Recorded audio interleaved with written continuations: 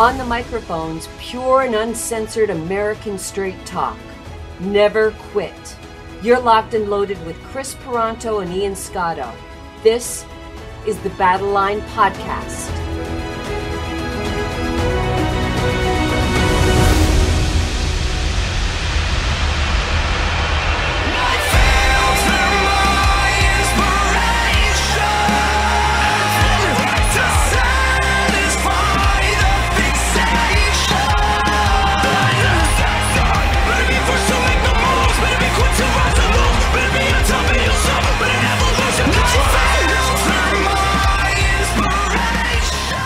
Battleline Podcast, Episode 2, and we got a good response, man, from the first one, so we're obviously going to keep these going on a weekly basis.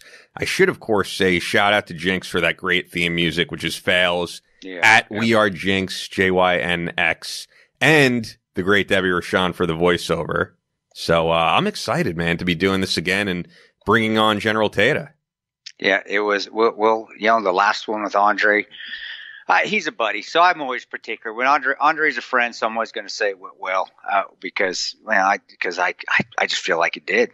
I'm not going to. And he's 6'9", 6 foot whatever, 800 pounds. He could squash me like a bug. So I'm not going to talk shit about my buddy, especially a buddy that could just flick his finger and break my freaking torso. So no, I think it went well, brother. And the pictures that came out of it, and but that's you, Ian. You well, know the pictures is Mr. Dope Pick. That's all him at Mr. Dope Pick on Instagram. Who we didn't really give background on. I mean, that's DJ Who Kid's personal photographer. Worked with Jamie Foxx. Raph is he's a great photographer. He's just a cool dude. The way I met him, just walking in the bookstore to buy some books to come over, and going into that Manhattan bookstore there, that Barnes and Noble, and he's sitting there looking at books, and he just I remember he just looked at me.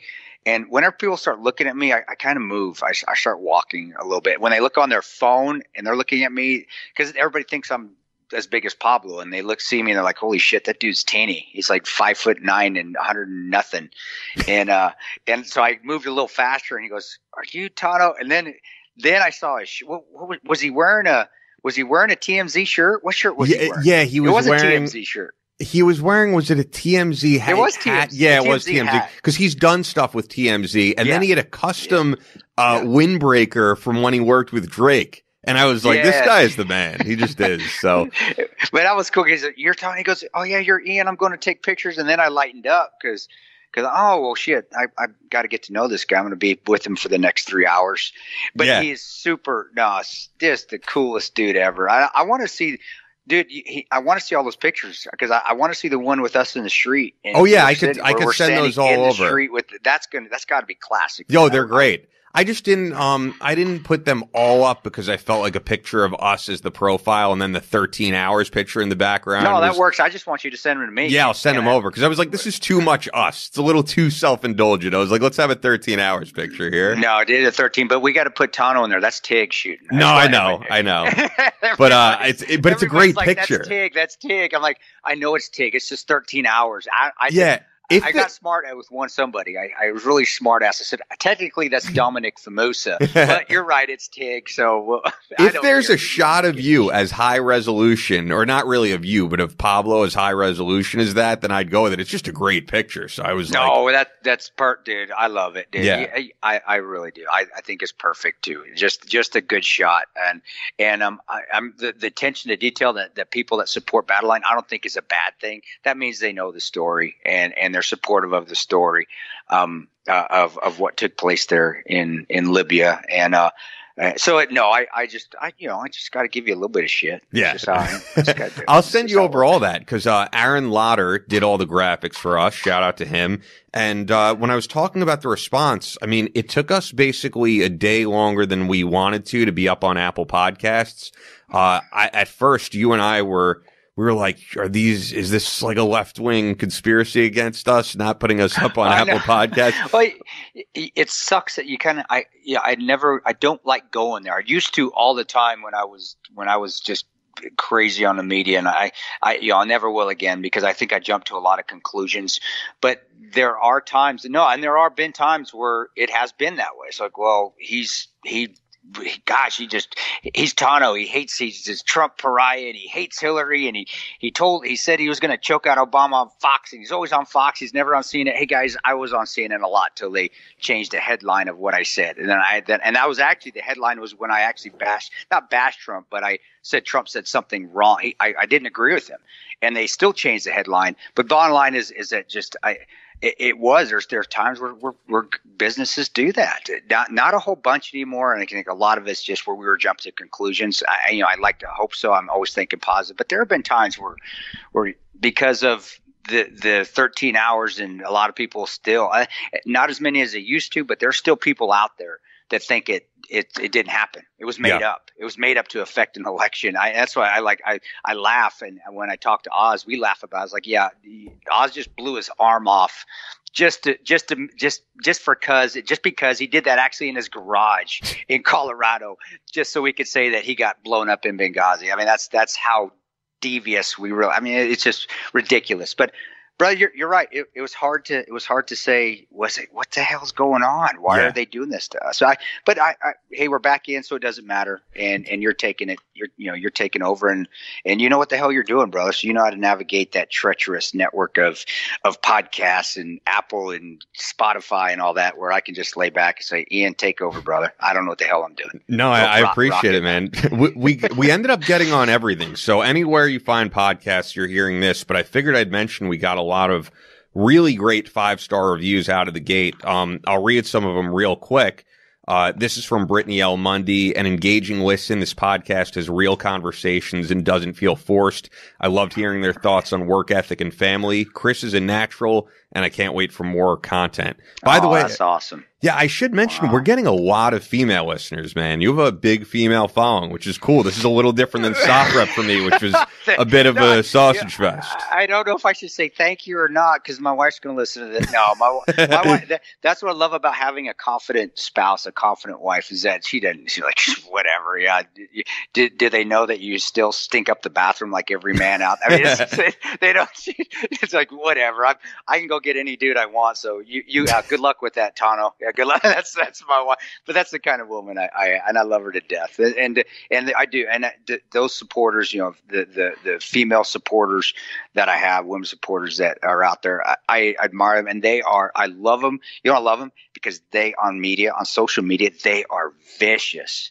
They protect me, and it's awesome because I don't even need to, honestly, with there's trolls out there hitting me up. It's not the men that go after them, these women, and they are brilliant, and they're just like pit bulls. It's like, okay, well, somebody must have hit me on Facebook because there's all this chaos going on, and these women that are supporting me, they're so well informed. First of all, they know what happened with me. They know, and a lot of them, they not in a weird way, but they know my family. They know what I am. They know I'm not I am not a right wing pariah. I'm not. I'm a family man. I do believe in God and all that. I believe in.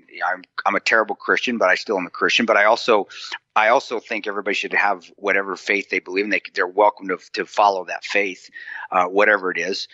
And so they don't take it. They don't take it lying down, and they can actually fight battles on social media, which I don't want to fight at all. I think it's a waste of freaking time, and they do it for me. And honestly, I think they do it better than I ever could. I'm reading that going, oh yeah, dang it, that was a good hit there. And then I'll turn it off, and it'll be over with, and I'll let it go, and they'll take care of it. And so all you women out there that do support me and do those social media battles, I'll even get some shout outs because I do know some of them. Audacious Andy's one of them. Oh, Don Marie's another one, that have been there since day one, since we first came out. And they whether my political views come into view or not, they don't care. They just support.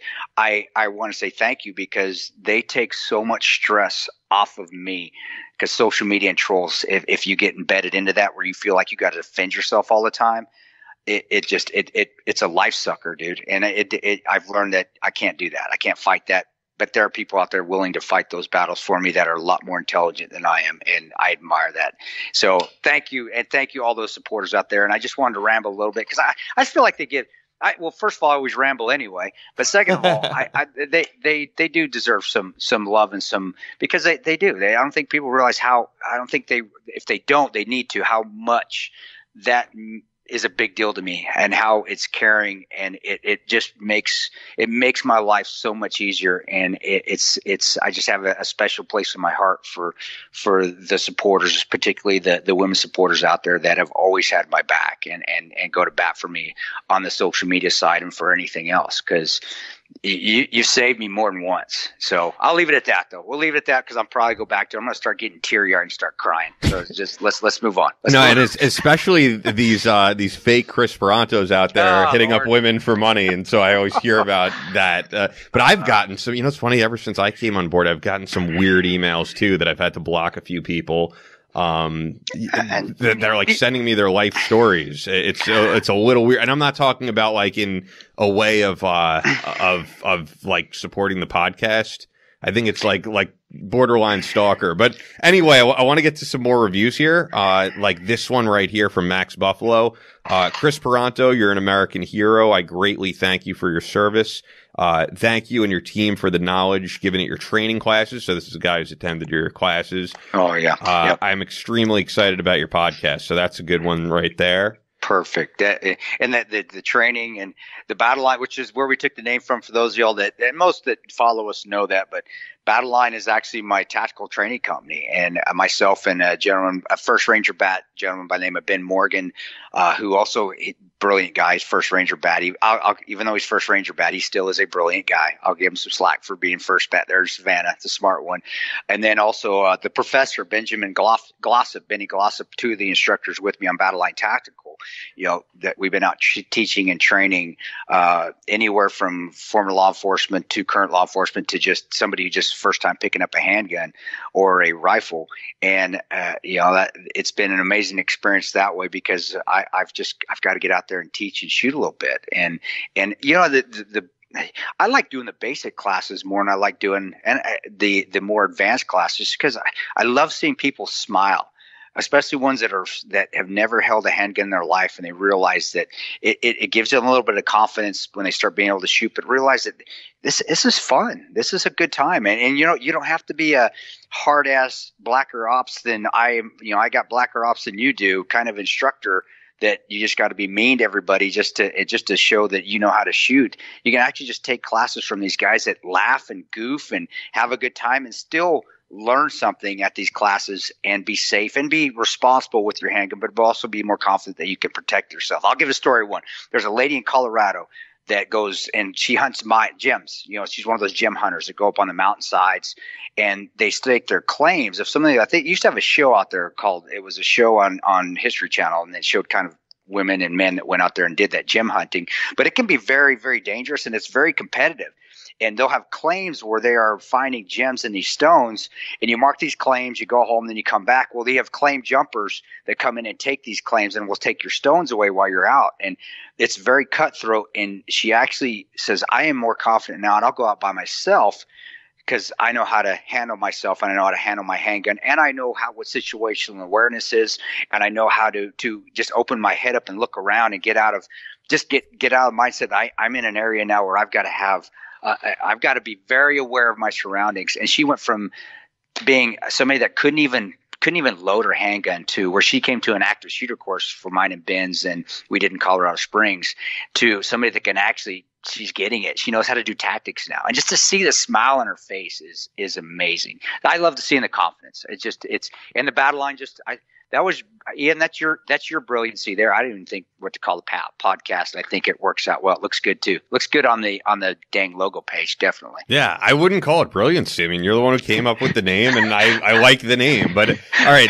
getting through more of these reviews here, and I won't be able to do this every week, but I figured these initial reviews will give these guys all a shout out.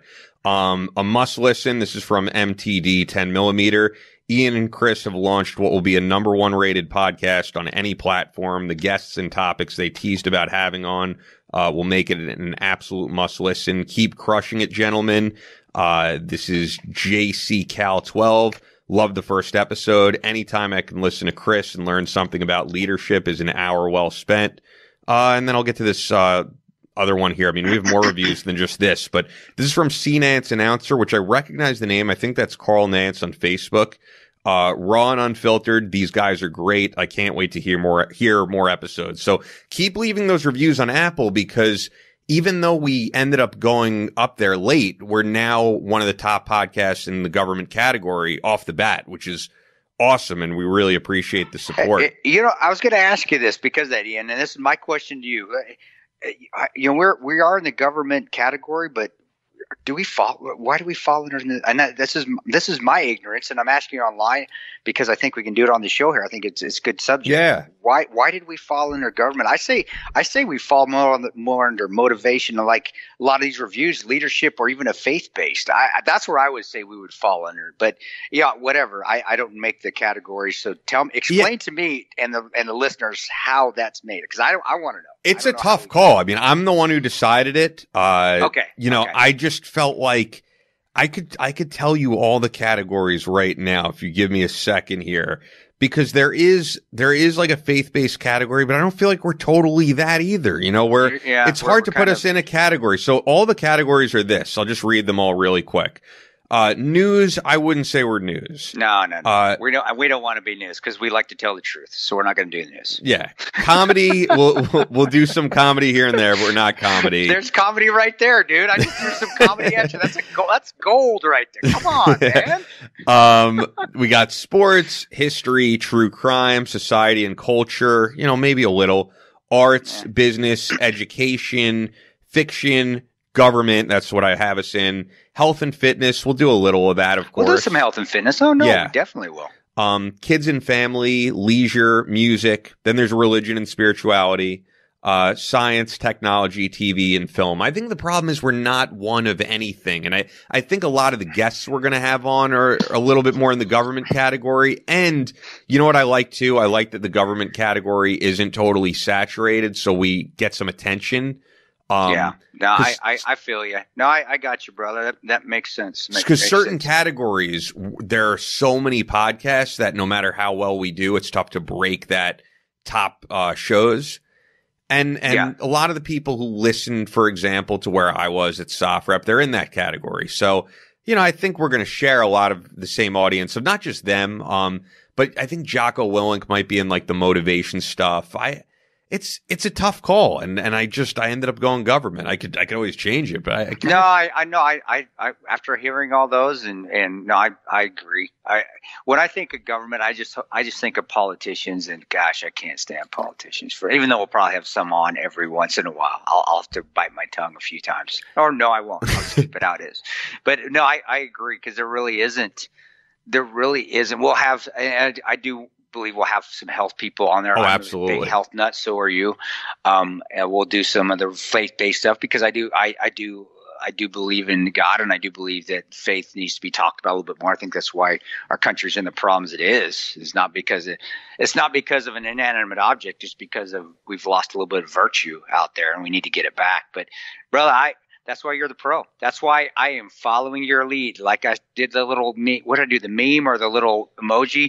You're the squirrel, buddy. I'm just the nut. It's your world, bro. You just tell me what I need to do. Yeah, I think once people hear it, they'll get it, and that's what matters. I mean, like I'm looking right now. Joe Rogan is in the comedy category. I know Joe Rogan's a comedian, but would I really call the show comedy? No, I think what we're going to do is sort of similar. We're all over the place. That's what he's known for. Yeah. And I'm with you, brother. We're good. We're good on that. But you know what? All you listeners out there, you're more than welcome to go on Battleline Facebook and put your opinion in there of what category we should be.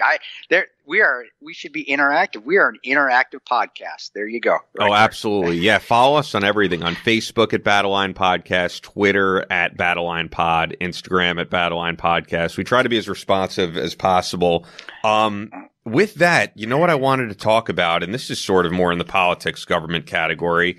I sent you this article, and unfortunately, since sending you that article of the day that we're recording, I found out that there was a school shooting today. California shooting. Santa Clarita, California. I mean, it's just disgusting hearing about these shootings every few months. It's out of control. But what I wanted to talk about, and maybe we could talk about the bigger issue at large with these, But Vice News put out this article from Tess Owen. Supreme Court will let Sandy Hook parents sue Remington for the deaths of their children. Yeah. The Supreme Court rejected a Hail Mary appeal from the gunmaker on Tuesday. Just to read a little bit here.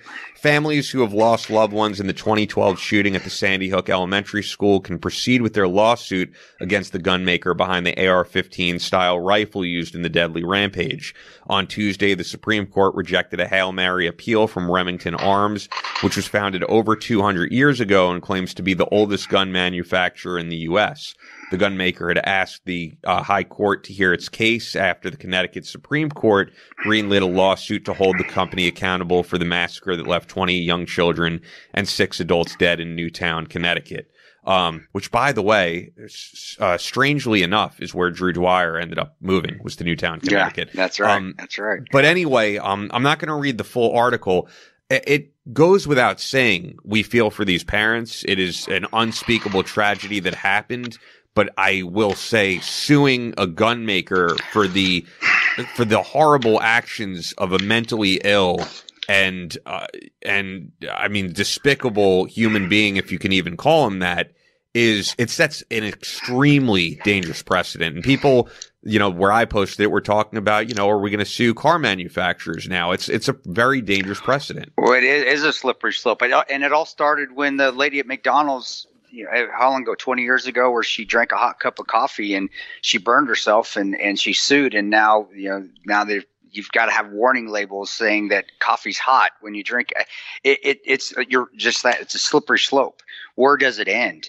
But going away from that, just coming back to the inanimate object, the gun, and believe me, I do feel bad for the families. I do. I have kids that go to schools here.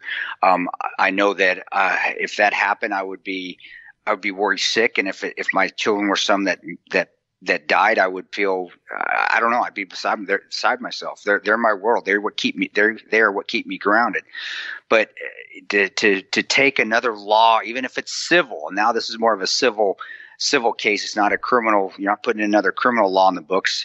It's not going to stop. It doesn't stop people from getting a gun or getting a knife or getting a hammer or whatever, and doing these unspeakable crimes. We go back to virtue again, brother. Laws are made because people were losing virtue. That's when laws came about. Laws are there, man's laws. We're going to put these laws in effect because people can't control themselves. People can't control the bad things that they do. Once we get virtue, once we get a God or whatever you want to believe in, whatever faith you have, once that comes back, especially within the schools, these crimes, it's a long process. It's not going to happen overnight because we've destroyed it over a long period of time by political correctness. Once we put these things back in the schools, you get the Pledge of Allegiance, you get respect. You do put prayer back in. You do. And whatever faith you are, then have that prayer for that particular faith in the school. It doesn't have to be Christianity, but have prayers back. That's when things are going to change, and it's going to be a long process. Like I said, it's not going to happen overnight. But just implementing another law, that's not going to stop it. There are already laws in these schools. There are already civil. This is just a civil law now that you're putting in. It's not going to stop. It's not going to stop the shootings. It's not. And now, if was it Remington? If Remington did something wrong, or a gun maker, somebody or a dealer sold these guns to somebody that shouldn't have had them, I do believe, they are responsible. You didn't do your background check. Why does this person have the gun? Yeah, and that would probably be more so the gun store than the manufacturer. That would have been the manufacturer. To sue the manufacturer, what good does that do? I would love it that we could live in a country. If we could live in an area where there are no guns, there's no violence, utopia, I would love that. I don't need if I don't want all my guns. You can have them. Take them. Perfect. But crime won't stop. A friend of mine, his name is Shouta Zhang. He owns North Sports Gun Club there out in right outside Chicago, China. Right, they have probably some of the strictest gun laws in the world, if not the strictest. He says we still have violence. they're not going to stop. The guns, the people just are killing each other with knives now. The media may not show that. You may not see it in the news, but in my country, that's what happens. He goes, when I came to America, I felt safer here. And he lives in Chicago. I mean, this guy is telling, I feel safer in Chicago than I do living in my own country. And they have the strictest gun laws in the world, if not one of the strictest, the strictest in China. And he says, I feel more safe here. It comes again back to morality and virtue, and it comes back to just having respect for your fellow man. And we've lost those things when we started to put God as a side note. We lost those things when we started to put faith as a side note, and rely more on ourselves. We can control each other, and by putting more laws up or more responsibility as far as civil law to gun manufacturers, whoever else, it ain't going to stop it. Yeah, because if I'm not right, and help me out, Ian, I may be wrong, but Connecticut still has pretty strict gun laws as well. Oh, extremely strict. I actually remember, there was a law that you can't even sell body armor there, which you could sell to every other state. It's extremely strict in Connecticut. Well, and that's probably from the dang shootings, the robberies there in California, where, again, we had a shooting in California today. Yeah. How strict are those gun laws in California? Are they stopping any gun violence? No, they're not. And you know what? I feel like the foresight of the people who are advocating for strict gun control is very short-sighted, because we know what's the capabilities right now of 3D printers. You're going to have to start really doing some serious regulations on 3D printers if you're going to go that route, because we know that you could print guns with 3D printers. And whether they shoot one time or whether they shoot 10 times, it doesn't matter. It only takes one.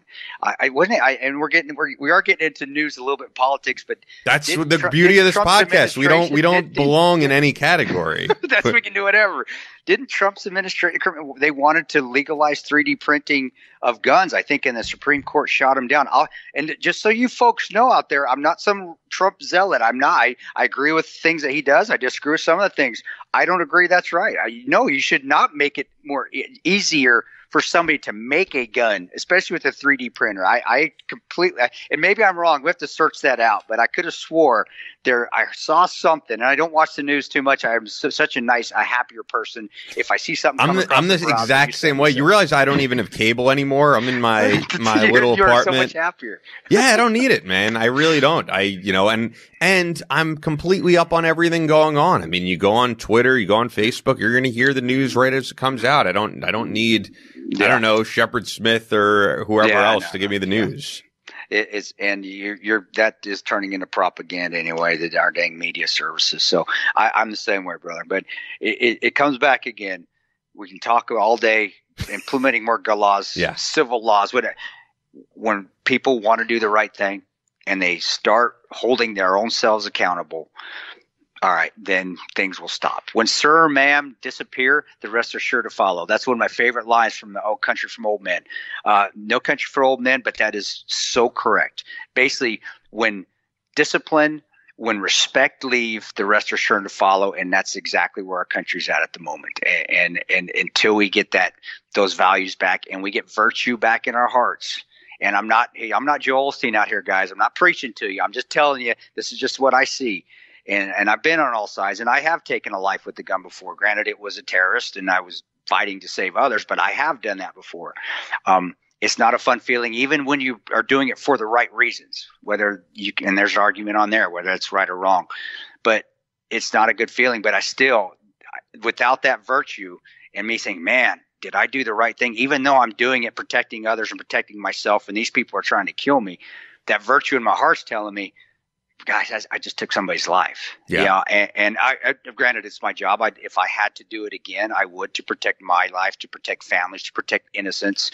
But those that don't have virtue in their hearts don't have anything to believe in because of how we are nowadays. We believe in social media and whatever else we have out there. That's not the man or woman upstairs, whatever you want to believe in, but the faith, you don't have that faith, then we're going to keep having these shootings. We're going to keep having these people out there doing this. But I'm agree with you though. If there are gun stores, gun makers, gun dealers out there that are they're providing weapons to people that shouldn't have them, I do believe there should be some criminal responsibility. Yeah, but that's definitely not the case in this. I mean, and also Remington is not personally selling guns to people. So, they're selling them to gun dealers, and the dealers are the ones who get to make those decisions. And for the most part, we know that by vast majority of gun dealers are very responsible. They don't want to be do the right thing. They know the consequences of not doing the wrong thing. So you're exactly right. Of not doing the right thing, I should say.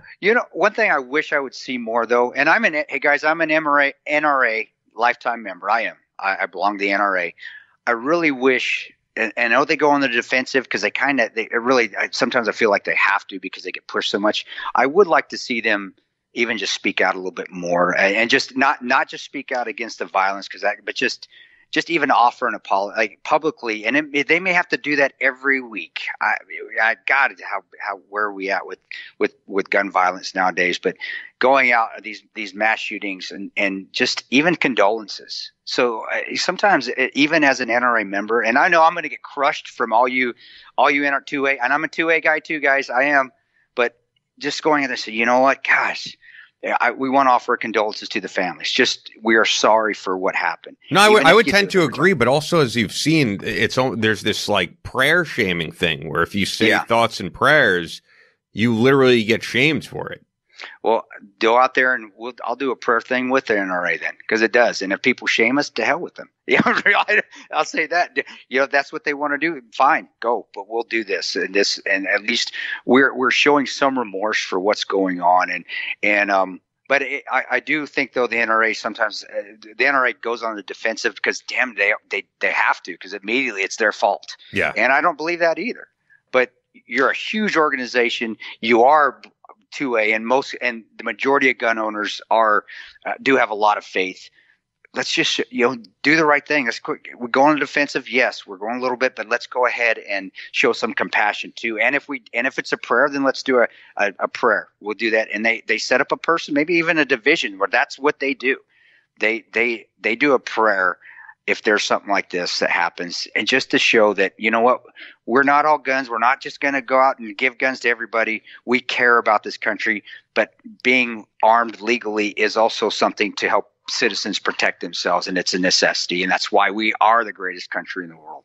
But I don't know, brother. It's a slippery slope on whatever route you go. I know I go in circles sometimes, and I do feel, and I do want to offer my condolences to the family out in California and also the ones in Connecticut, because children are innocent, man. Yeah. And I've seen this downrange too. I've seen kids playing on monkey bars in the middle of Kabul, Afghanistan, when there's a firefight down the road, and all they want to do is be kids. And children are innocent. To take innocent lives away like that, it hurts. And I can't even imagine. I don't even want to imagine if it was my children. And believe me, if we could get rid of guns and they'd be gone and violence would stop totally, okay, here. But that's a pipe dream. That's not going to happen. Yeah. It's not. Violence is going to happen regardless whether there's guns or not. Yeah, that's why we need people like you, I will say, to train people, the good guys, to know what to do in those situations, and that's why you do what you do. But amen to all that, man. And it actually brings us to another topic real quick before we bring General Tata on, who's standing by.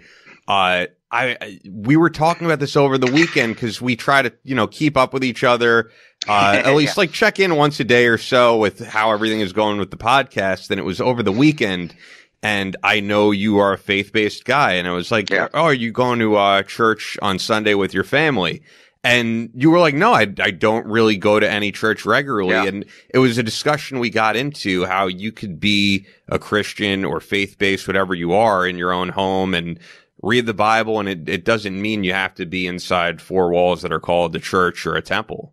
No, you can be a faith. You can be a Christian anywhere you want. I've been praying every night. Believe it or not, I've been praying every night since I was 12. Every night I pray, and now I'm 48. So I did have an instant where I felt like the touch of God was there. I was protected during a firefight. I did. I know that God's there. I know that there are tests and there are paths, and you don't need to go to church all the time just to be in touch with God. You can be in touch with God anytime you want. And sometimes, brother, when we talk about, I do think sometimes there's some hypocrisy. People go to church. I do. I don't know if they really believe it or not. They just go to church just to. And that's why I kind of pulled away from it for a little while. Now, my kids go to a Lutheran church. I did actually go Wednesday with my daughter. My daughter actually has a church service on Wednesday, and it was awesome to go with my little girl because that's family. I felt you feel close.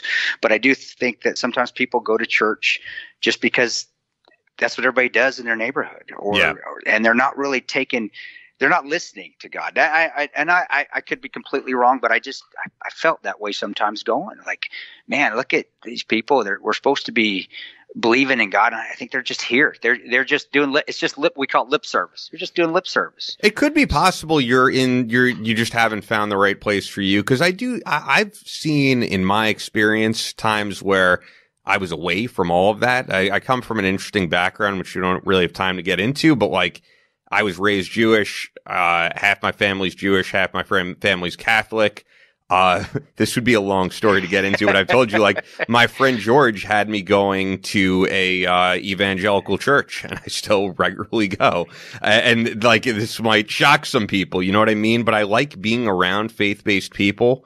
I like the whole, biblical thing of iron sharpens iron. Sometimes when you're secluded by yourself, you fall into bad habits, and it's sometimes good to be around just other people who believe in a higher power. And I find some solace in that. And at the same time, you don't have to go anywhere. So I agree with you on that front as well. Well, brother, you're right on.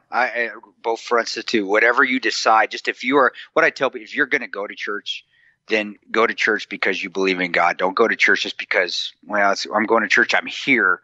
I'm really not listening to what the pastor has to say. I'm really not listening to what the Bible has to say. I'm just kind of here because this is what I've been doing since I was 5 years old. I hear a lot of Catholics who have, almost the fear of if they don't go, they're gonna, have eternal damnation, and that is not the reason to go. No, there is some guilt that needs to be there when you commit a sin. That's why, again, we come back to virtue. We just talked about that, but to have guilt because you don't go to church, no. If you're right with God, or you're right with whatever faith you're with, if you're right with it, you're going to be good, and you're going to feel it too. And I do agree with you there too. I lost my way a bit when I wasn't going to church. Now, I just say don't go all the time. No, that's not correct. Like I said, I just went last Wednesday with my daughter. I have a tremendous pastor. That's great then. Yeah, and to say that I don't go ever, no, of course not. That's ridiculous. Of course I do. And I grew up going to church. And my pastor was one of the people when I was working downrange. He's one of the people I would come and confide in. If I ever had a guilt issue or like, man, I don't think I did the right thing here. So no, I have those people in my life, but to say that you have to go to church every Sunday just so you can be a good Christian, no. And to say that a good Christian will never tell you that you have to believe in Christianity either. I don't believe that either. You can believe whatever you want, just have faith in something. And I say that all the time to people, and I think that's what makes a good Christian. And like yourself, you're a grab bag of all sorts of religions, brother. We do need to talk about that one day. Yeah, it would be cool to get into, man, because a lot of people have this criticism of people who fall into that category of spiritual but not religious. And I definitely fall into that category. I don't really label myself anything, and I'm perfectly fine with it. I think that label gets a bad rap, and I think some people just don't fit into the box. And I love hearing Buddhist philosophy sometimes, or I'm definitely a believer in karma, which has roots in Hinduism. Hinduism, yep.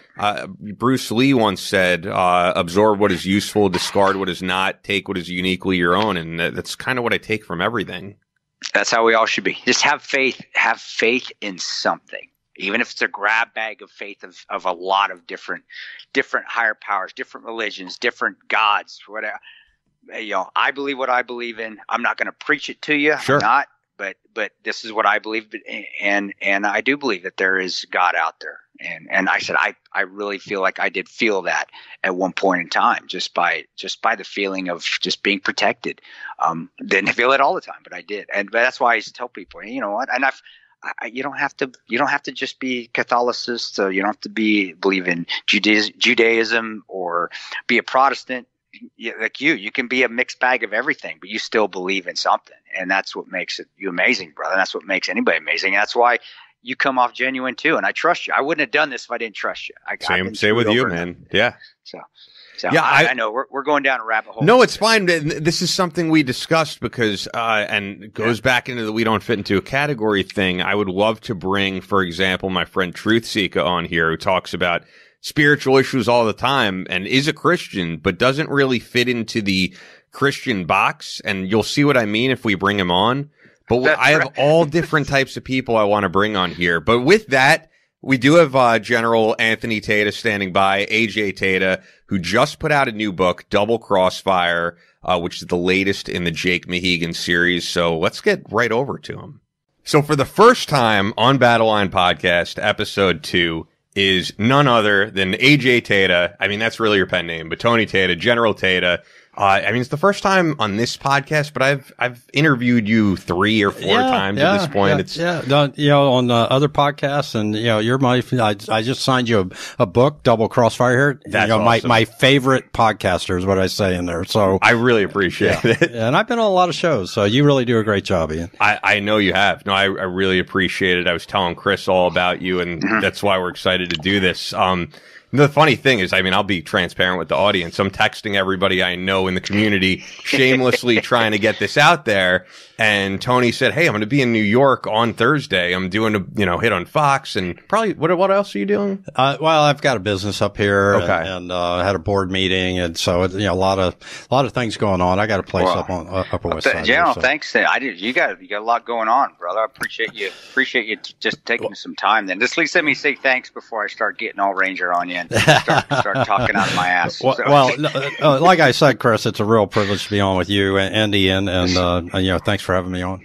Of course. Yeah, I mean, the reason we were doing this is he's promoting the new book, Double Crossfire, which, I wrote all this down because I want to make sure I have my stuff together. Is the 6th book in the Jake Mahegan series. That's right. And I think when I first met you, you were on like the 3rd or 4th, so you're really pumping these out there. Besieged was our first podcast, and then there was Direct Fire, and then Dark Winter, and now you're on book 4, and this is probably the 4th time we've been on the air together.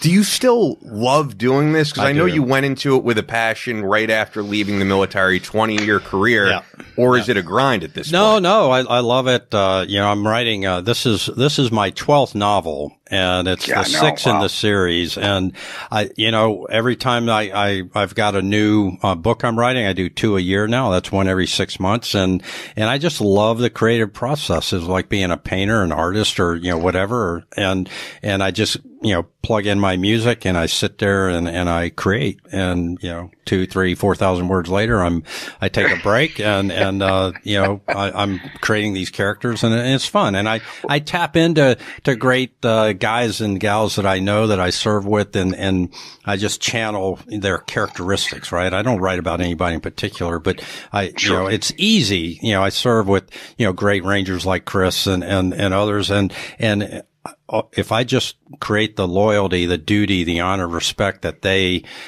showed in their service in my protagonist, then I'm going to have somebody that the readers really want to care about and follow. And just flip that over for the antagonist, you create some douchebag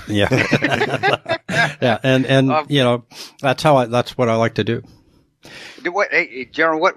Just me asking, and were you in literature when you were going? Because you went to West Point, correct? If I'm not right, I did. You're a ring knocker, aren't you? Did you? I won't make fun of that later. Don't worry, I'll get to that. I got that saved. No, well, maybe a little bit. But did you major in literature? No. What I want people is did you follow that road to get into book writing? Were you already a writer? Were you studying to be that when you were in college, and then it went that way? No, Chris, my mom was a big reader, and both my parents were teachers, and literacy was a big thing in our household. And I was one of these kids that would come back from book fair day with 10, 15 books under my arm, and my mom and dad would say, how are you going to read all those? And like 2 days later, I'm like, okay, I'm bored. I need more stuff to read. And Mom started leaving these. She had Louis L'Amour and Zane Grey. Oh, yeah. And she would leave them laying around the house, and they'd be dog dog-eared, and I really wasn't sure what that meant, but I would just take it and then I would read it and I'd throw it under my bed. And, Mom a week later say, have you seen this, book, Rattlesnake Trail or, whatever it is? And I'm like, oh yeah, I'd look under my bed and I have like 15 of her little paperbacks she'd be reading, none of what she had finished. So,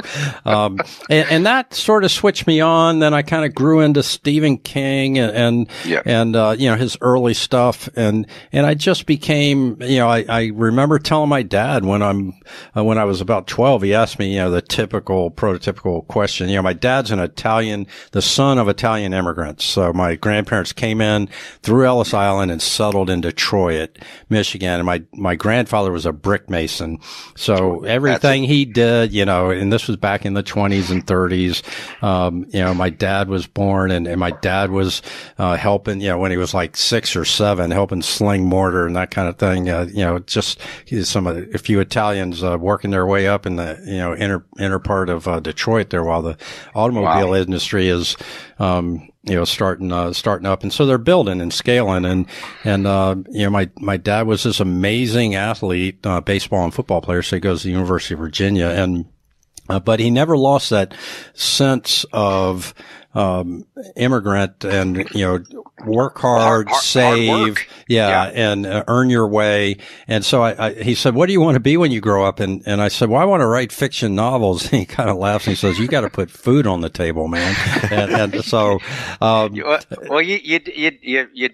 did both. You put food on the table, and you went to Ranger School, you got your tab, got downrange, and now you got that's what I always tell, just go do everything. Everything, experience it all. Yeah, that's right, Chris. That's right. It's amazing. And brick mason, I was a mason tender for a summer, and I'll tell you what, being a ranger and being a battalion and then also deploying was hard.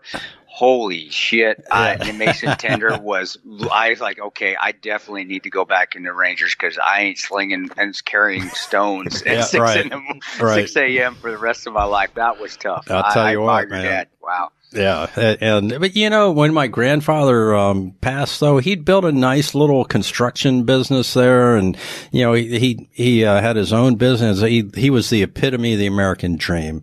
Italian immigrants coming over. He had fought in World War I for Italy. And then in the 20s came over, and here he is. He built his own business and had a lot of pride in America. And he was a prototypical, legal immigrant that comes over here and does, great things. And that's the backbone of America. That's what we're all about here. Patriotism. Yeah. My grandfather, I'll be honest, my grandfather wasn't illegal before he came over from Mexico, got a citizenship. And I learned my family from Italy came over illegally. I mean, it is what it is. Yeah. I've heard you talk about that too, Chris. So yeah. He was the biggest patriot in the world. And I don't think that it's a coincidence that your grandfather, my grandfather, fathers, immigrants coming over, that we decided to go towards that military route because they are the biggest patriots in the world. My grandfather is a huge patriot, and I should say he did pass, but immigration now. I don't want to get into politics. I hate that shit. Yeah, I do too. But it does show that immigrants weren't. No, there are some good immigrants come over and I don't say assimilate, but bring over their backbone, bring over their hard work. It does trickle down to us younger generations, and then we keep moving on and doing great things in their names, like you're doing now, especially. And also, I admire you for writing so many books. I'm done. 3 books, and I got three. Most people never write one, so 3's that's. Well, most people, and there's very few that write 18 or 14. No, that's admirable. And then also you had to work for Nick Irving. So how many life did you lose doing that? Nick's an awesome. So we do the Reaper fiction series, and we just turned in book 3 of that. It's Drone Strike is the name of it, and it'll be out next May. And he's such a great partner. He's as you know, he's Ranger bat through and through. He's all about duty, honor, country, serve your nation. Rangers lead the way, and all the way. He's a fabulous marksman, and he knows all about weapons, and he's just a great human being. That's why I like working with Nick. No, he's tremendous. And it's okay. He went to third bat, right before I won't. Again, I had to. Both of us I know are probably going, dang, we wish we would have went to first bat. At least we've been by the beach. I was freezing up in Fort Lewis. So, yeah, right. But I admire Nick, and Nick's the real deal. And him with the books with you is amazing. That's how I know of you. From you writing with Nick. Yeah. And I do think that's just crazy that you are helping him do fiction and then also with just how successful the books are with Nick. But he's a talent, and so are you. And I'll leave it at that. And I'll go in some more with that a little bit, but I think I'm talking over everybody. No. You know, Nick was, we have the same agent. A lot of people say, well, how did you and Nick get hooked up? You know, I'm like, well, we're so much alike. Can't you just look at us and tell? You know, I'm an old white guy. He's a young dreadlocked guy, you know, and we have the same agent. And Nick's autobiography did very, very well. And our agent said, hey, why don't the general and the sergeant write a book together and create a fiction series? And so we've created Vic Harwood, who is sort of the fictional spinoff of Nick. And he's, you know, we've got a little bit of following going there, and it's a lot of fun to do. You definitely do have to have some chemistry, because Melissa Morris helped me write The Ranger Way and also write the Patriot's Creed. And if there's not that chemistry there where you can get along with each other, because there are times where she calls like, I don't want to talk. I don't want to do this right now. Can we just leave me alone? I want family time. Right. And you definitely have to be able to just sit down and have conversations with each other and just tolerate each other. Because I don't know if you and Nick do it that way, but I know me and Melissa do sit down and we go over everything. And then I tell her, hey, this is what we need, or I'll write something out, give it to her, and she'll write something out, give it to me, and we'll make sure that it's in line. But there's times where I just leave me alone for a little bit. I just got home from being on the road for 2 weeks, and so if you and Nick must have a good rapport. And again, I don't see how you can't without being so successul as you guys are. Thanks. He's such a creative at heart. You know, he plays the guitar. He's very creative with his his ideas and writing, and we collaborate, and we just have a good yin and yang going. Yeah, he really is a creative guy. Like, I remember when I interviewed him way back and he talked about what he was doing prior to putting out the books and all that. And he was like selling survival kits, and he was telling me like he recorded voiceover and he would deepen the voice, and he was like buying ads on InfoWars. He was telling me of like, you know, the apocalypse is coming, be prepared type thing. And I'm like, that's kind of, that is creative. Right. To put that type of thing together. And he's totally a personality. And I could see where you guys are coming from, though, in terms of putting the books together, because as though you know, as you said, you have your differences.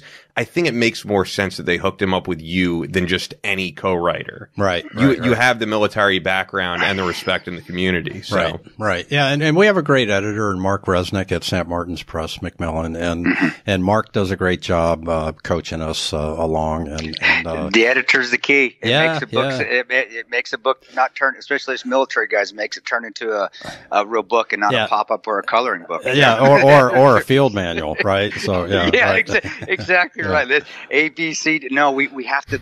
The normal person, and I mean normal in a very, very kind way. I mean, but a non-military person's got to read this and actually enjoy to read it, not just task condition and standards down the line like a military person would. We're not doing a 7-8. We're doing a book, and I learned that in the first book too. But they do. The editors are fantastic, and I'm over at Hachette, and they do a fantastic job too. Yeah.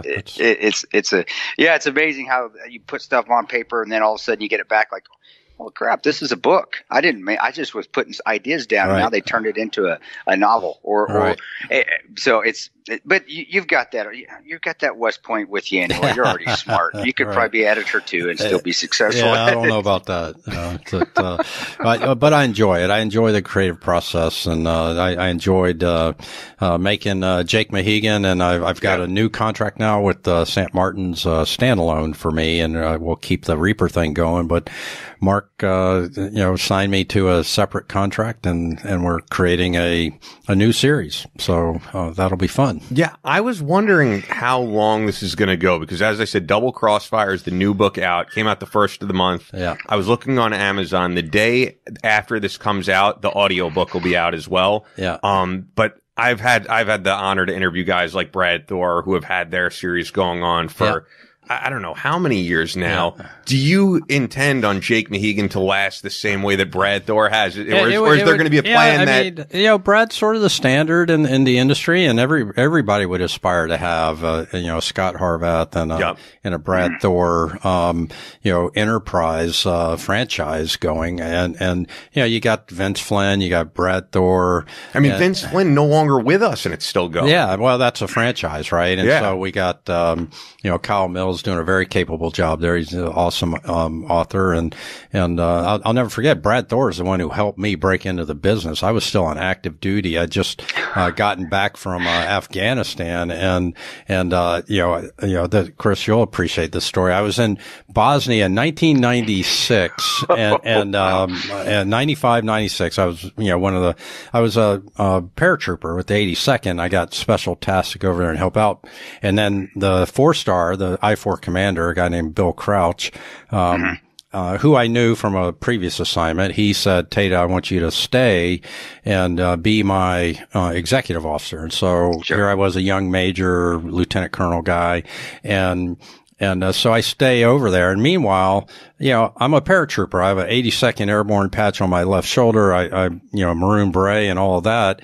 And I end up staying there for 18 months, working, in Bosnia, and we're in and out of, it was a pretty dicey scenario over there at the time. And we had a Delta Force team assigned to us, and a guy named Rob Hobart was, his bodyguard, the general's bodyguard. So Rob would be on one side, I'd be on the other side. And wherever we went in the streets of Sarajevo, it was me, Rob, and the general.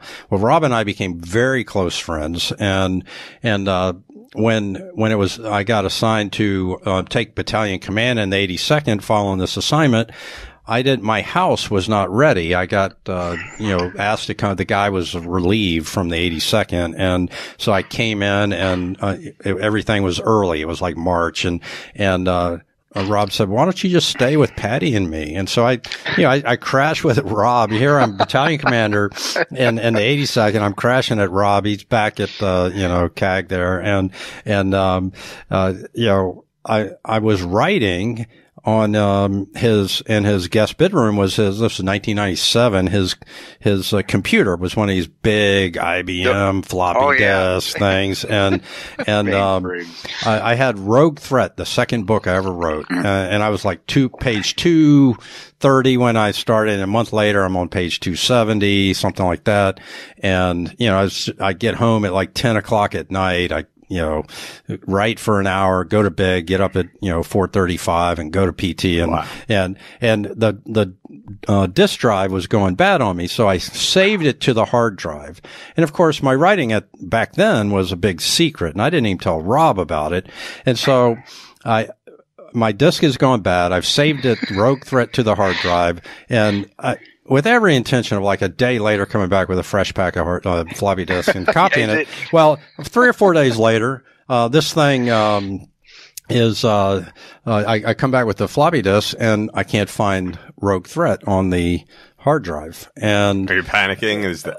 Because I've been there where I record a show, and there's, I don't know if you've had this, because I'm looking at our engineer, where I've recorded a whole show, and then I look, and it's a flat line of audio. It is the world's biggest panic. No, I was totally freaked. That 40, I was, that's a lot of words, I was probably 10, 20,000 words that I'd written, and I'm like, okay. So I go to Rob and I'm like, hey man, did you delete something off the computer?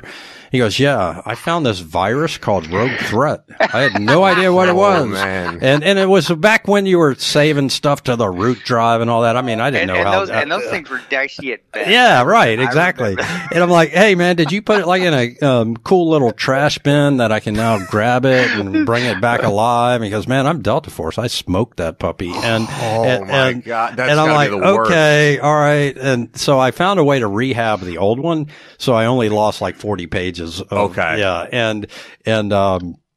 So the point of that was he's out, 10 years later, whatever. And he's on an airplane flying into Chicago, working for Boeing as the head of their security. Mm-hmm. And, who's sitting next to him but Brad Thor. And Brad's talking to Rob and, getting a hello out of Rob is a good conversation. And in your head, are you like, do I approach this guy? Do I not? Yeah, right. And, well, no, and Brad was trying to talk to him. He had no idea who. But I just even mean for you. Like, do I tell him this is my dream? Great to meet you. Well, when I was talking to Rob, I just said, hey man, one of my hobbies is writing books and all that. And he's like, man, I feel terrible. And so fast forward 10 years, he meets Brad Thor on an airplane. He gets off that airplane. Gotcha. He calls me and because, there's a little dark cloud in his head, man, I destroyed Tata's book, Oh, all right. So this is years later. Okay. Yeah, this is 10 years later. Yeah. He connects me and he says, you're coming to Chicago next weekend and you're having dinner with Brad Thor. Wow. I'm like, okay. And so I fly up there, Rob, Brad, and me and a friend of mine in Chicago. We all had dinner and Brad starts working very hard to get me into the industry. It's like, give me what you got. He sends my stuff around and gets me a publisher.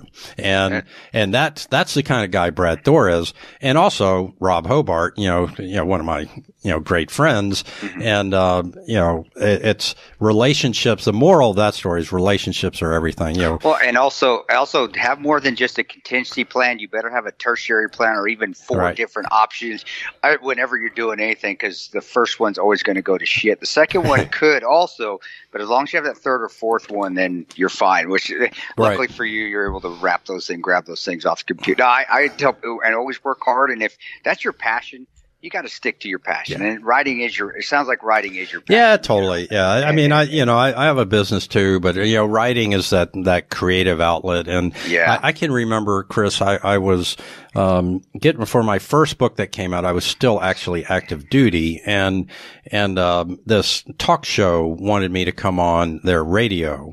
And remember, Fraser Crane, the psychiatrist late night. Yeah. It was a show like that in LA. And, the guy's name is Howard Gluss, a little less catchy than, Fraser Crane, but but it was an hour long thing. And he wanted me to talk about post-traumatic stress. So I went to the chief of Army nurses, Rhonda Cornum, who had been shot down she was on a helicopter shot down in the first Gulf War, captured and brutalized by the Iraqis, and then, delivered back to the Americans. And she was the head of the post-traumatic stress and traumatic brain injury and all of that for the Army. And I called her and I said, hey, Rhonda, I'm getting ready to do this radio show. What do you want me to say about PTSD at the time is what I said. She said, first thing is drop the D. It doesn't have to be a disorder. I said the same thing. I was going to say that when you said post-traumatic stress. Yeah, well, no. Don't ever say that. And that's all I say now is post-traumatic stress because, she said, you can grow from PTS and instead of, viewing it as a, dysfunction or disorder, grow from it. And she said, and Tony, you're doing by writing what we have encouraged. We're creating an Army resiliency program. This was 10, 11 years ago. And by having that writing outlet, you're less brittle. What we find is we have soldiers who have their best friend killed, maybe 18, 19, 20 years old, and they don't have an outlet and they're devastated. So instead of losing one soldier, we lose two, either just through mental not being able to cope or, that's why the suicide rate's so high. And so there's a whole Army resiliency program right now that is really helping, I think, young men and women, that are serving our country cope better with some of the traumatic events with which they've been confronted. And I agree with that. I completely agree that there has to be. When I talk to guys there, you've got to have an outlet. Men or women that are going through post-traumatic stress, something, not the bottle though. And that's where I find a lot of guys, they drink it. The drink's not going to help. I do a lot of public speaking. Yep. It was hard initially, but I've also realized this is very cathartic. And now, just like anything else, and I think you're the same way, you always do an after-action report or after-action review of yourself when you write a book. What can I improve? Well, I do that after I speak. Yeah. What can I improve on? What do I need to get on here? I don't need to get political. Let's get on lessons learned about what took place and teach other people about how you can overcome adversity and never give up when you're faced with an obstacle. But how can I get better every time I go out to speak? And now it's become cathartic. And I think that's why I've also been able to come my post-traumatic stress and my failures of not being able to handle some of the things that went through when I was in, and also when I came back home. I made a lot of mistakes when I came back home, and I think a lot of guys feel that way too. And that guilt can eat you up, and you got to find that way to get it out. It'd be tremendous if you did a school. Gosh, I would say, General, teach a writing school and teach guys how to write books. And there's a lot of stories out there. Mine is, I was very lucky to have a story with 13 hours and it was written. But there's guys that go out there. That's why I wrote the Patriot's Creed. I wanted to say, oh my gosh, look at all these other guys that have all these stories out there that people can learn from, not just the military. And it is a way for them to get it off their chest. There's one gentleman, Israel Matos, who was blown up in Afghanistan, and he's in the Patriot's Creed. He's a good friend, and I'm just so blessed he agreed to do it. But this is the first time he's talked about what happened to him was in the book. Now, that's a huge step, but to me, that takes tremendous courage. But he did it. And I can even tell when I talk to him, when I hear his voice, because I'm friends with him, or see him even on social media, I say, man, this guy's in a good place. I need to learn from him how he's handling things and getting better and stronger. But you're exactly right.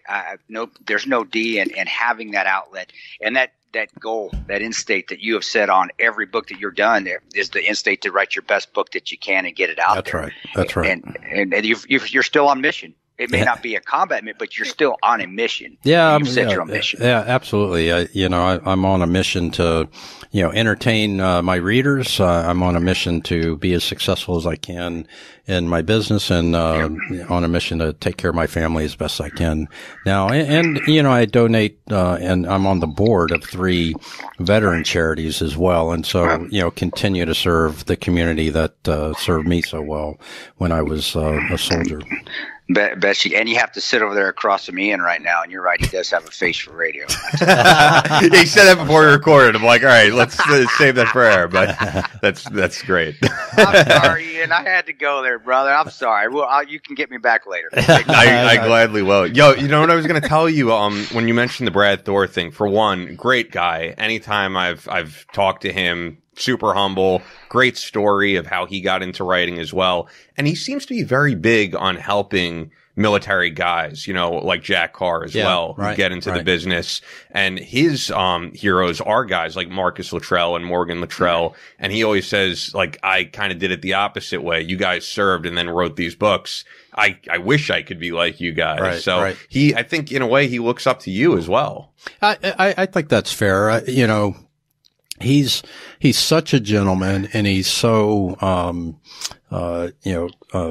loyal and patriotic that I think when he has the opportunity and he sees the skill there, and I'm sure a lot of people ask him for help. And I felt that, when I was, first met him, and I was just blown away by his graciousness. And I said, well, the last thing you probably want is another guy that's, competing to take market share. And he says, no, I don't see it that way. The thriller industry needs, as many good writers as we can, because, people who read these books, they'll read, one a week. And, we need to, up the game. We need to have the best writers we can producing the best, content we can.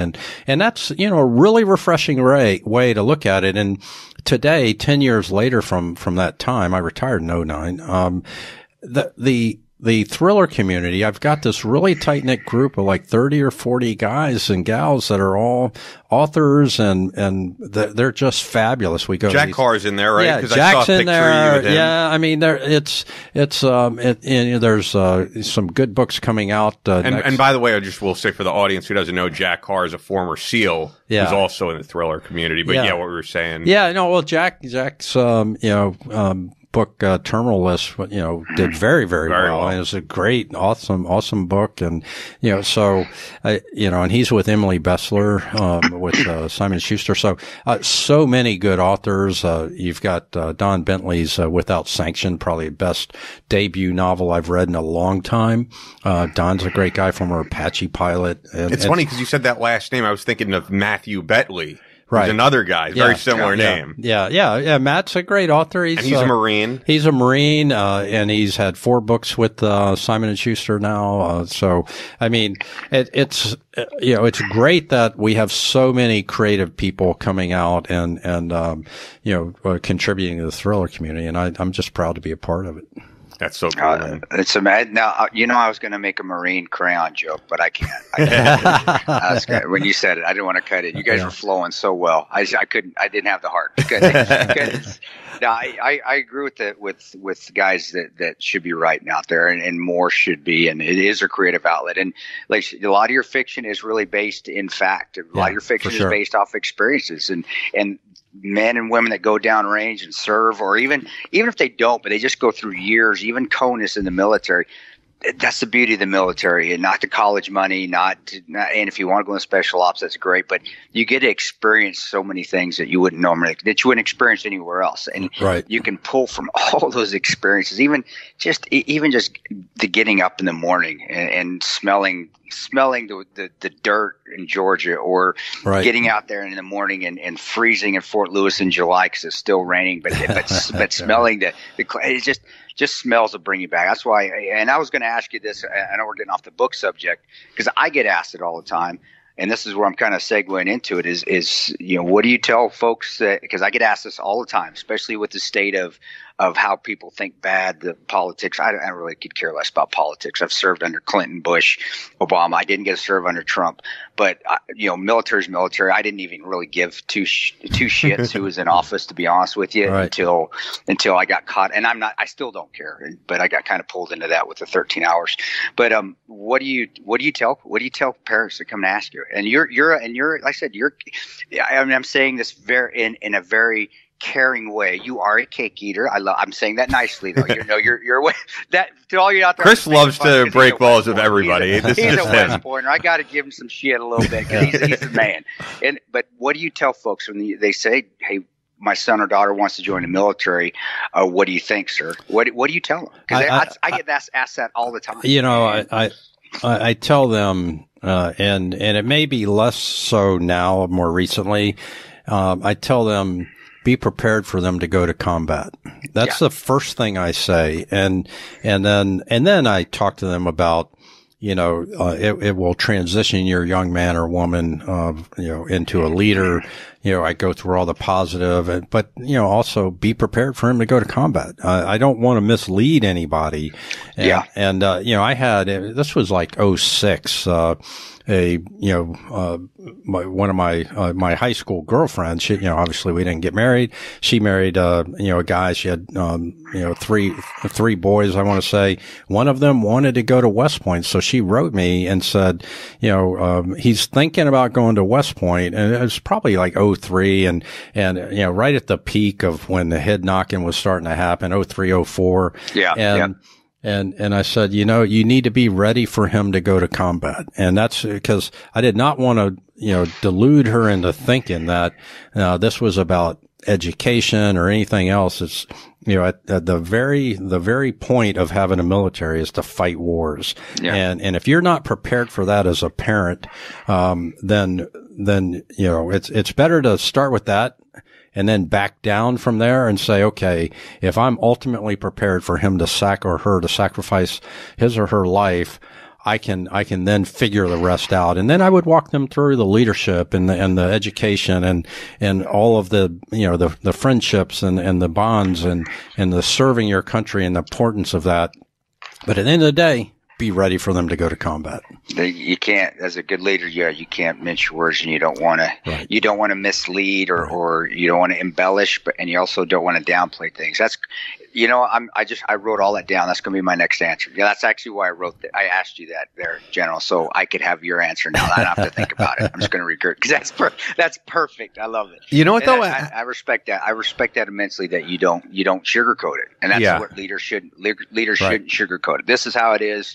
Take it or leave it. Okay, now you can make a well-informed decision, and I love that. That's a great answer. As the non-military guy in the room, though, and I've heard other guys talk about this. From what I've seen, if a young guy, 18 or so, wants to join the military, wants to possibly join Spec Ops, I don't think anyone is going to stop them. I've heard Jack Murphy talk about it, who I've worked with, who hopefully we'll have on a episode soon. Still talk to Jack all the time. And he was like, when he was in high school, he made that decision pretty early on. I want to be a Green Beret. I want to be an Army Ranger. And he didn't really care what his parents thought. He's always the first to say it wasn't necessarily about serving my country or patriotism. He was like, this was my own selfish goal. And this is what I wanted to do. I think a lot of parents, even if they say I don't approve, if this is something that you have a dream of, you're going to go for it. Yeah. And that's a great point, Ian. And I really think that when the parent is asking me, they're assuaging their fears, not so much what they're, is this the right thing for my son? It's like, how do I deal with it? Yeah. And because, there's, back, 7, 8, whatever, however many years ago, there was a real chance that you were going to be wounded or killed in combat. And, the news was every day. Back in 04 and 05, I was the XO to the vice chief, and I was the first guy, one of the first guys to see the casualty list. And, I saw friends on there, and, I, as a, lieutenants and sergeants that I had mentored and led, and the paratroopers, and, it was emotional for me. So, I think about if it was my child, wow, so that, it's, that was a tough time for our country back at the peak of, the surge and the Iraq war and what was happening in Afghanistan, 06, 07. it was brutal head knocking going on. My parents didn't want me to go at all. I can't, and I did anyways. You're right, Ian. You're going to go if you want to, regardless or not. And I can't even imagine what my mom and dad, now I can after the fact. And I was in Iraq. I was actually contracting in 03 and 04. That was some great Wild West days. I got luckier than shit. I can't believe some of the things I made out some of those times. Right. But I think about it now, like, man, my mom and dad must have just been having ulcers and taking as much Maalox as possible. Right. I can't believe I put them through what I did, but I admire my parents even more so now for sure. Because they didn't want me. They definitely didn't want me. They're like, graduated from college, and they're like, you want to do what? You want to enlist in the Army? Why? And that's the same way. Just because it looked hard. Rangers looked tough. I want to go be a Ranger. Okay. And I did it. And they supported me throughout. That's one thing, I do tell parents that whatever they decide, you need to support. You got to support them regardless of if you agree with it or not, because they need that support. Because there were times I went through a really bad divorce during basic training. That was tough because I couldn't, and that was 95. Well, I was in 95, 96, 97 when I first joined the Rangers. It was tough because I wasn't used to not being able to deal with a situation at home. Right. And I'm in basic training. I can't do anything. Right. So, but my parents always had my back, whether they wanted me there or not. They always had my back, and I admire my father and mother for that. So, your guys' answers are perfect, and it just sounds like exactly when I just had flashbacks a day back when I went in, and my mom and dad, my grandfather was even crying. He didn't want me to go. And that was my immigrant grandfather. Not because he's not patriotic. He was scared for his grandson. Yeah. And I still remember that picture. Yeah. Getting on the plane. Yeah. And that's, Chris, that's, hats off to your entire family for supporting you. At the end of the day, it is all about supporting their child or grandchild or whatever. A senior, very senior person at Kensington Books, my publisher for, the Jake Mahegan series, her son said he wanted to go to the Marines, and that probably came as a shock to them, and so she, we were at an event. She said, "Tony, would you please talk to my son and at least help him understand what the Marines are all about. And I said, first of all, if he wants to join the Marines, I'm sure he's studied the Marines. And even though, my motto is to always have a good terrain feature between you and the Marines, that's, but I did. And she totally supports her son, and she's been there. She is there for him. And it was just really reassuring to see because, it was probably not her first choice for him, but it was his first choice. And we learned that with our kids is that ultimately you've got to give your life, your preferences have to give way to their life and their preferences. And the brotherhood is there, but I always come back to really the people that you call and the people I always called whenever I got off an op or something that I was like, man, that was kind of hairy. I would call my family if I was able to or had the ability to. But you love the brotherhood. It's there, but really it's the family that always has your back. Right. And my parents always did. That's what got me through. That's what got me to this point here. Guys, we haven't even talked. Were your family okay? We haven't even discussed that. I don't know, General. What did your family agree with, or did you come? And did you come up from a family of? And I don't know. I know your story as far as the book writing, but I don't know if your family, you grew up in a military family or not. So forgive my ignorance. My dad. As I mentioned, he went to University of Virginia on a football and baseball scholarship and was drafted by the Lions, played for the Lions for a year and then got cut and came back to Virginia and got his master's in education, and wanted a secure job. He wanted to coach football. He wanted to be a college coach, and he started coaching in high school in Norfolk, Virginia Beach area. He had met my mom back when he was student teaching. She was already a teacher at the high school where he was getting his master's and, doing his student teaching. And, they got married, and he was drafted in the Army for 2 years, but he was such a well-known athlete, Chris, that all he did was at Dugway Proving Grounds for 2 years. He coached this was back when service football and baseball and all. He coached all the teams, and so and I'm very close with my dad. He's like my mentor, and so anytime in command, I would have a problem that I wanted to talk to. I was, Dad, the discipline of this unit is just, I just took command. And he's like, hey, just have them play intramurals. And it was like, sports was always the answer. And you know what? He was right more often than not, so, I can remember taking command in the 101st Airborne, of my 2nd Brigade there. And, so, you got 3,000, 101st guys, out there. And, I had more calls the first couple of weekends there from discipline issues. And it was just, there was a lack of standards and so forth that I had more calls in the first 2 weekends there than I did as a battalion commander in 2 years in the 82nd. I love all the units, 82nd, 101st, 10th Mountain where I served.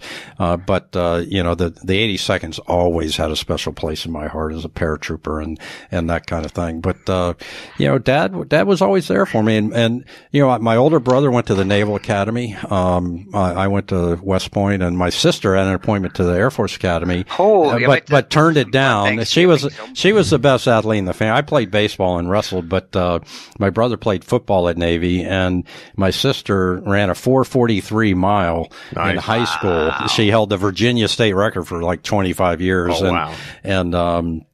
So she had to turn down her Air Force Academy appointment because I talked my dad into not forcing her to go because I was there at West Point the second year that women were being integrated in the system. I said, Dad, it'll be okay one day. I'm not sure you want your daughter, and I don't want my sister in this environment just yet. So it was a tough environment. I have a lot of respect for the women that came in those class of 80 and 81, 82. Those early class. Yeah. And you're right on sports. It's It's amazing. I don't know, it's a coincidence. My dad coached football too. He coached, actually, I played football through college. So that's where I got a great base of discipline and a great base of hard work. And my dad, he played at Texas Tech, and then he went to a small school for his last 2 years called Adams State, but he coached at Brigham Young University. And I got to grow up around Coach Lavelle Edwards and Steve Young and Jim McMahon when they won the national championships those years, Robbie Bosco. And it was amazing, the leadership, because they don't make guys like Coach Edwards anymore, or Coach Paul Bear Bryant, guys like that. They're just demanded respect, but they didn't demand it. They commanded it. They get that respect, and they didn't have to yell, raise their voice. And Coach Mike Holmgren was the quarterback coach. To be around that environment at all, and then to play football and be around my father. Yeah, same thing. Whenever I'm in charge, I think about when my dad was a football coach and me growing up and watching him coach and coach teams that were national contenders, and then just even coming back to when I played football too. And you're right, you do pull a lot of that from them and put it in the military, because it's really the teamwork aspect of it. And we used to do those 3-a-days, and we used to do it just hard training, just even in the football world. And then again, so it got ramped up a little bit when I went to Ranger Battalion. But you're exactly right. Your father is the same thing. I call him, and Dad, what's going on, Dad? I got a problem, and whether he served or not, he still knows best. And my mom's an educator as well. My dad's got his PhD. And so I can always count on my mom's tougher than nails. So I can just call her and ask her and say, Mom, I've got issues here. What can I do? But she'll just go off for an hour and start talking about other things too, because that's Mom. But I admire that. I admire that, General, because it sounds like you had the upbringing was very similar in that athletic household. And I always tell kids coming up, do extracurricular stuff. I recommend sports because I think it's fantastic for you and it builds you, but just do something extracurricular. And to me, again, your story is just another voice for, hey, do something in high school, college, to play something, because it's going to help you. You don't always have to go pro, but play something. It'll help you grow. Roger that. Absolutely. Yes, sir. General Tata, I know you're on a tight schedule, so we're going to wrap things up. I want to ask you one last thing that I put in the notes here, because I've been meaning to ask you since the last time we spoke.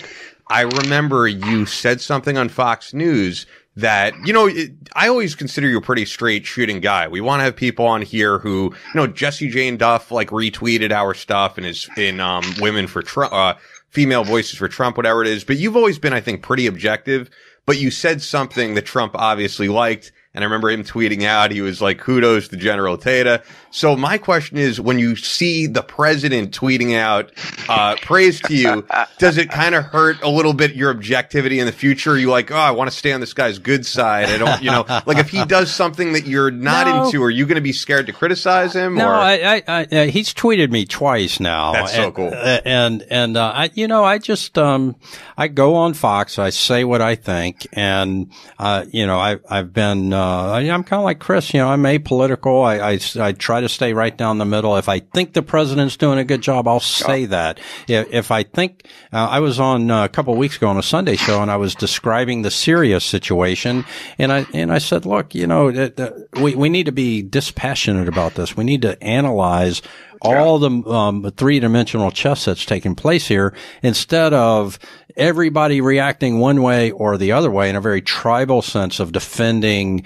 the president or attacking the president. Let's get right in the middle and stand in the middle of this thing and see, did we really want the president to keep U.S. forces in there right on the border and let Turkey roll past them? And what's that headline look like? U.S. fights with NATO nation. U.S. troops, another Benghazi, Chris. U.S. troops killed, even though Trump knew that Turkey was attacking.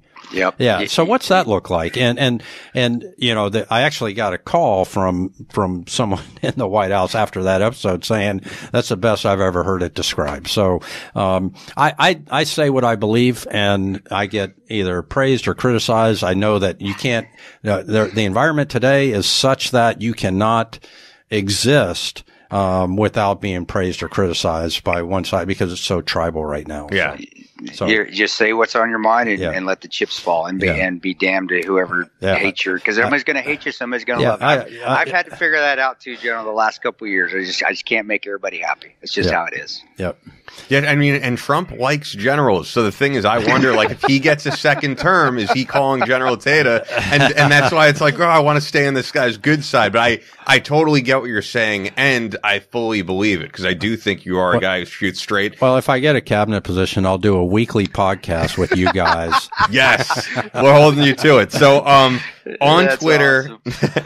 On Twitter at AJ Tata, and on Instagram at AJ Tata _author. Double Crossfire is out now, which is I'm getting this right, the sixth book in the series, which is crazy. Yeah. And unbelievable. The day that this goes out, tomorrow, the audiobook will be out. Is it you reading the audio, or? No, it's not me. There's an actor who does it. They send me a group of people with audio auditions, and I pick one, and it's pretty cool. Actually. I do my own audiobooks. I'm right here. Yeah, but you've got the voice for audio. I can do it. Yeah.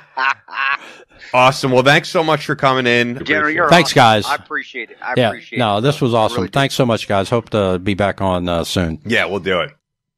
Great time having General AJ Tata, Anthony Tata, in studio. I thought we got into some interesting stuff and heard some great stories from his background. And you broke his balls a little bit, calling him a cake eater. I do. All you West Pointers, Academy guys, get over it. I call you a cake eater, ring knocker. That's all you Academy guys, but I have most respect, because that's something I had a scholarship out of high school. If I would have I'd get my service letters to go to West Point.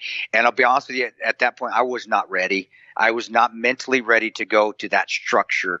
So to go to that structure out of high school, that takes a lot of intestinal fortitude. You really have to want to, because your college life, your freshman year is, whether you go to one of the academies or you go to the Citadel or you go to VMI, it's pretty much, it's a culture shock. So I admire him. And he's a Ranger School guy. He went to Ranger School, got his tab, and served down range. And I did my background investigations on him. I did my background checked with Sergeant Major Grippy, Frank Grippy. A lot of you Ranger guys, Bat Boys know who he is. He's a legend. He was my first sergeant when I first was in. And also Sergeant Major Mark Christensen, who's another Ranger legend. And hey, I said, hey, I don't know Brigadier General Tata, but what do you guys think of him? Because they, especially Grippy, served him at 10th Mountain. And I got the reviews back. Said, yeah, he's a solid commander, and that's all I need to hear. Once I hear it from those guys, okay, you're good in my book. And so we're always checking each other. Believe me, Rangers, just like SEALs check SEALs, just like SF guys check SF guys, Rangers are always checking Rangers, whether you went to battalion or whether you got your tab. And then talking to him, no, he's definitely is a troop, a guy on the ground, boots on the ground commander. He's not a guy sitting at the O Club making orders and stuff. I think he's the kind of guy that would be right there at the front lines with you if you needed that commander to do so. So much respect for him, and he's just talented. And he works with Nick Irving, which is, to me, is incredible too, because Nick's got some amazing books out there.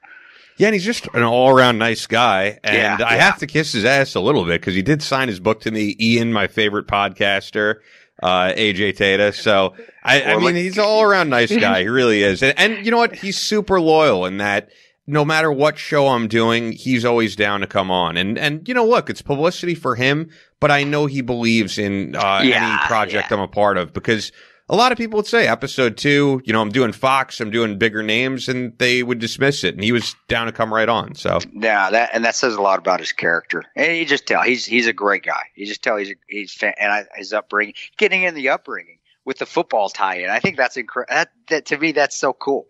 Like, your dad was a football coach. My dad was a football coach, and you can see that old football coach mentality when we were growing up. And my dad, just when he played for those of you NFL guys know who Bum Phillips is, who coached the Houston Oilers. My dad played for him at Texas Tech, and that was the old school way of thinking. You don't get no water, boy. You're playing football out on the dirt. I don't care if you have a concussion or not. Get back in there.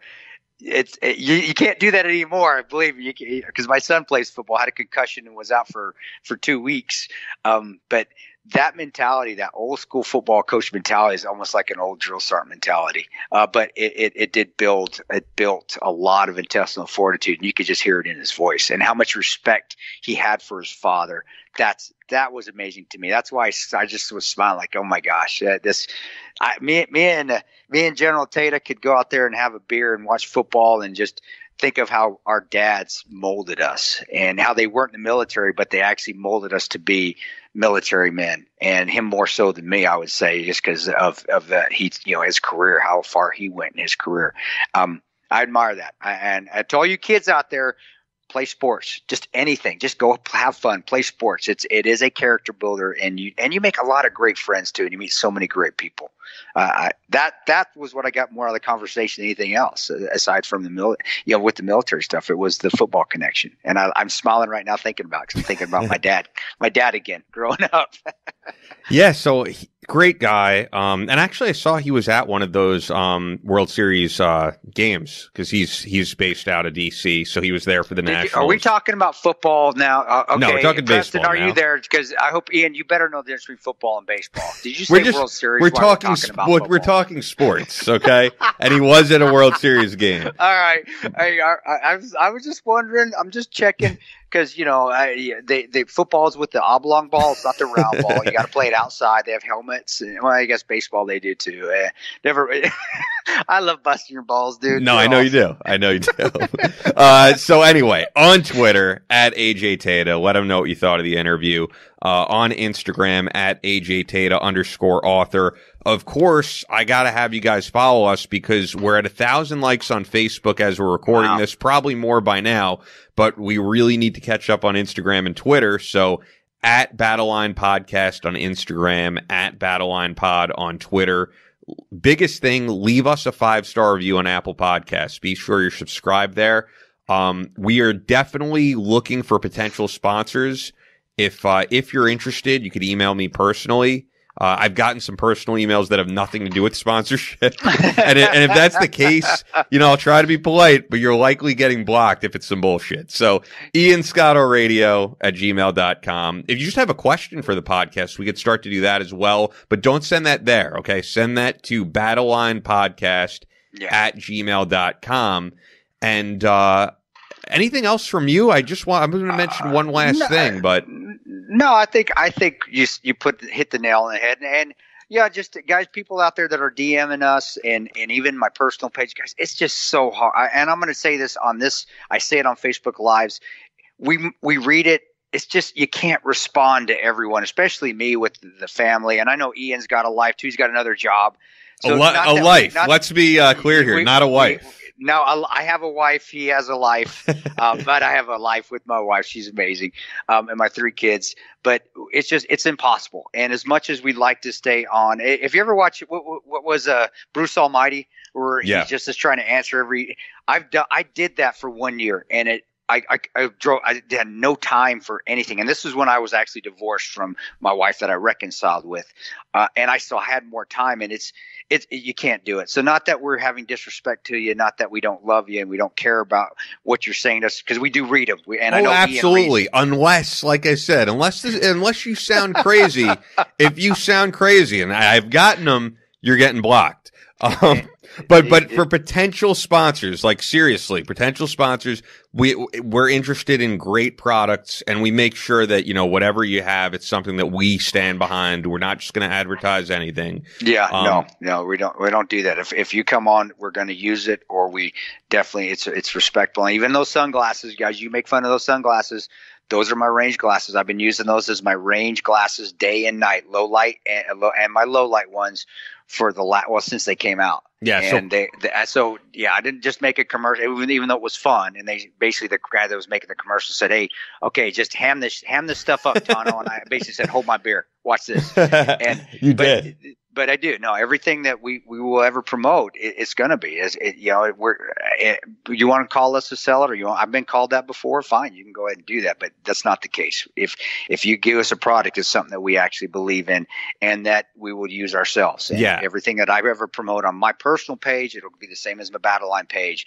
I use or I wear, and if we don't, then we won't promote it, and that's just how it goes. So I guess beggars beggars can be choosers in this point because we are begging, but we still can choose what we want. We're going to put good stuff out there if you're making a good product. Well, and I also want to stress this. I'm purposely trying to go this route because I don't want us to have to go on Patreon and ask people for money and then have, shows that the general public doesn't hear. I would honestly rather get some great sponsors on board. I mean, if we have to go that route, we will, but for those who don't know, I mean, this is being completely self-funded by me and Tata. We don't have a company behind us. So no, and that's what we'll continue to do. If we have, Andy and I, we'll work it out. But that being said, guys, whatever, if you do come forward, thank you. And if you do have interest, we always want to say thank you, and we will always do our best to get your product out there. So bottom line is you're going to promote on us. You want to make money. Well, we will do everything that we can to put you out there. And if it's a good product, and I was going to say this with the general too, when we had him on, I know he's getting a writing and he's doing books and stuff, but the reason his books also sell, it's not because of those connections. He talked about the connections and the people that got him into the right places. It's because he's a good writer as well. He has a good product as well. So that also helps. So, but that goes back to saying too, we're going to use it. So we already vetted it. It's a good product.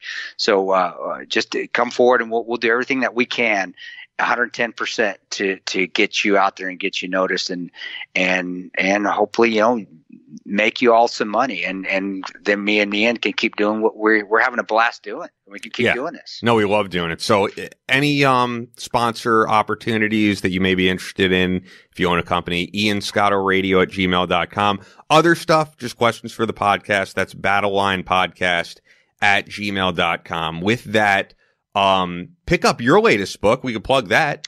Oh yeah, Patriot's Creed. It's doing well. I really appreciate it. Got the range away in 13 hours, but Patriot's Creed still out at Barnes & Noble, or you can order off my website, cristanoperano.net, and pick it up. I will tell you guys this right now because I love y'all.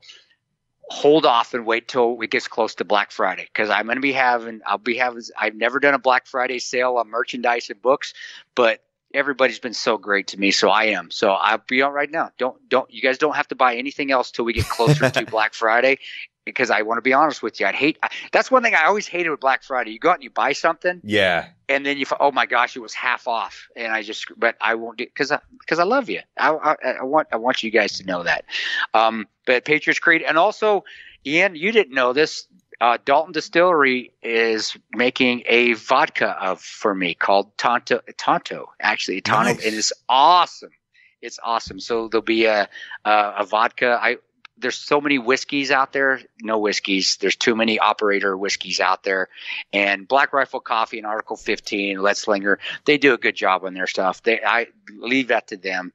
They're fantastic at it. So let's make a vodka. Tano versus Tito's. We may even have a Battleline episode one day if it comes out. We'll do a Tano versus Tito taste test and see who wins. So that'll be coming out soon. But just stay with the podcast, guys, and you guys can laugh a little bit and find out what else is going on with me and Ian's life if you deem to care. But we love you anyway. Absolutely. I think we're going to get kicked out of Gotham Studios any minute. So the last thing I'm going to mention as we're wrapping this up is the music that you hear under us.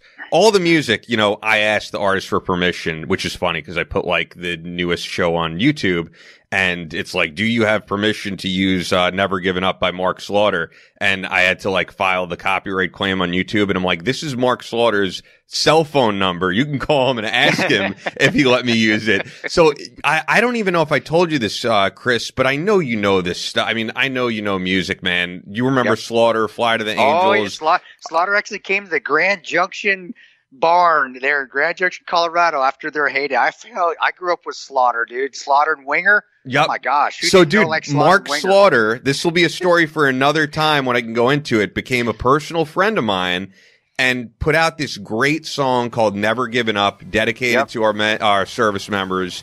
And he donated the proceeds to different veteran charities. And that's how we kind of connected. But if anybody knows me, I'm a huge fan of that whole era of music. And I love Never Given Up. Yeah, and the whole message of Never Given Up is exactly what we do. Just like I thought Jinx's song, that hook, my fails are my inspiration. I was like, this is completely what the Battleline podcast is about. So that music under me is Mark Slaughter, Never Giving Up. And you can let Mark know you heard the song on here. Great guy. And so I got to give him a shout out. And Debbie, got to get him on too. Got to have Slaughter on. Yes. Talk about the good old days back in high school. Yeah, man. I said to Mark, we got to get you on, and he's on board. So we'll do it. But thanks for checking out this episode, guys. And we'll be back next week. I think we're going to keep on a schedule, putting these out every Monday. And we appreciate the support. Thanks, guys.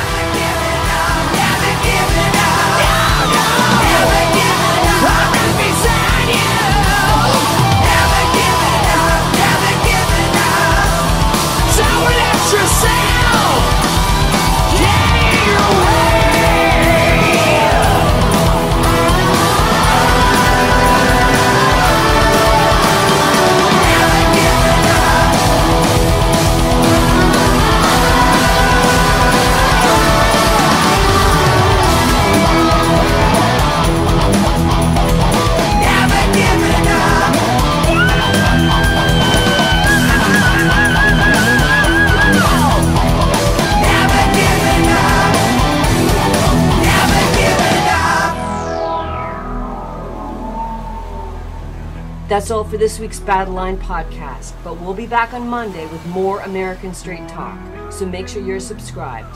And keep up with the show 24/7 on Facebook and Instagram at Battleline Podcast. Also on Twitter at Battleline Pod. As always, never quit.